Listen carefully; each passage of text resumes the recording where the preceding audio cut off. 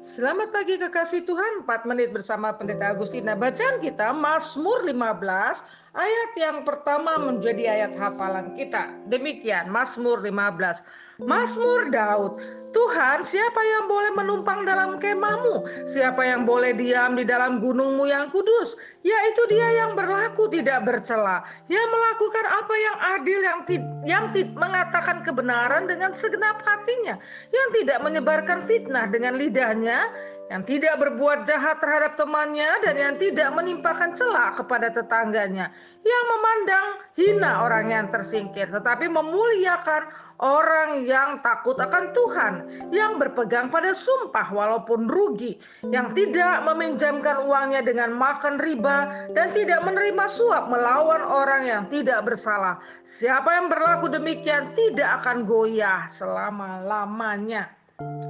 Tema kita pada hari ini adalah berpegang pada sumpah walaupun rugi. Menarik ya kata ini, berpegang pada sumpah walaupun rugi. Kalau kita membaca teks-teks Alkitab dan juga apa yang diajarkan Alkitab seringkali bertentangan dengan kehidupan sehari-hari. Misalnya ketika engkau ditampar pipi kirimu, berikan juga pipi kananmu. Wow, luar biasa. Artinya kasih yang dinyatakan itu tidak membalas ya, sesuatu yang luar biasa, tidak membalas orang lain. Ya, atau kata yang dikatakan ampunilah 70 kali 7. Waduh, ngampunin saja udah luar biasa. Ini sempurna pengampunannya ya. Sekali lagi tidak membalas. Di sini juga dikatakan kamu bersumpah walaupun rugi. Sudah tahu rugi orang meninggalkan. Tetapi ini yang diajarkan adalah berpegang pada komitmen, tentu kepada kebenaran sekalipun rugi. Karena hal ini sudah dicontohkan oleh Yesus. Yesus itu datang ke dalam dunia bukankah sebuah kerugian bagi dia yang mulia? Kerugian, bukan hanya itu, dia datang berkorban. Kerugian lagi, korbannya luar biasa ya. Kenapa dilakukan semua? Karena ada kasih, karena ada sesuatu pernyataan untuk penyelamatan itu yang dikerjakan. Saudara yang dikasihi Tuhan, kembali pada tema kita, berpegang pada sumpah walaupun rugi. Ini adalah karakter manusia yang boleh menumpang dalam kemah Allah, yang berada di gunung Allah yang kudus, artinya tinggal bersama-sama dengan Allah. Orang yang seperti inilah yang merupakan orang yang punya kriteria yang benar untuk boleh bersama-sama dengan Allah.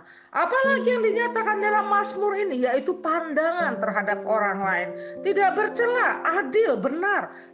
Pandangan, cara kita bersikap memandang kepada orang lain, kita harus menggunakan kacamata kebenaran, keadilan, tidak bercela ya. Kemudian juga sikap yang tidak menghina orang lain.